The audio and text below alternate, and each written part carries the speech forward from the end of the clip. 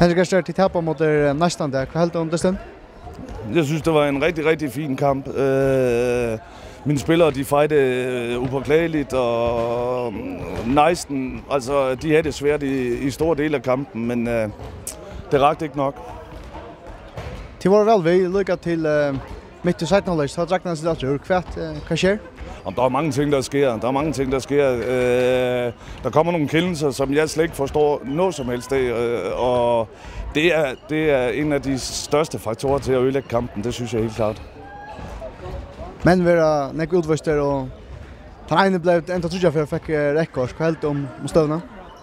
Om det er lidt svært, det er Hans Arja. Han ligger altid lige på grænsen til at få udvisning eller ikke udvisning. Den sidste udvisning, den synes jeg er ganske forfærdelig, han får, fordi vedkommende, som han får udvisningen på, laver 5 eller 6 skridt inden at forseelsen den kommer. Og det vil jo så sige, jamen altså, man skal passe på, at det ikke bliver for internationalt. Tid ligger i strøn om bronsen, vi har 81. Jeg ved, at det Slagfjord Bæk, vi har 81 vinder der, og til tapper. Nå, det tror jeg, at du har kigget lidt forkert, fordi det er VIF, vi ligger og slås om at få bronze med. Men H71 er også med i det kapløb der, og jeg ved slet ikke, hvordan det er gået dem i dag, men hvis de har vundet, som du siger, jamen så er de 1 point foran os. Gerst, hvad skal brøjtes til næste list? Jamen, jeg synes ikke, der er noget, der skal ændres. Altså, mine spillere, de har en rigtig, rigtig god indstilling til kampen i dag. Og de fightede for trinligt. Der var så bare nogle faktorer, som der ikke gik vores vej i dag.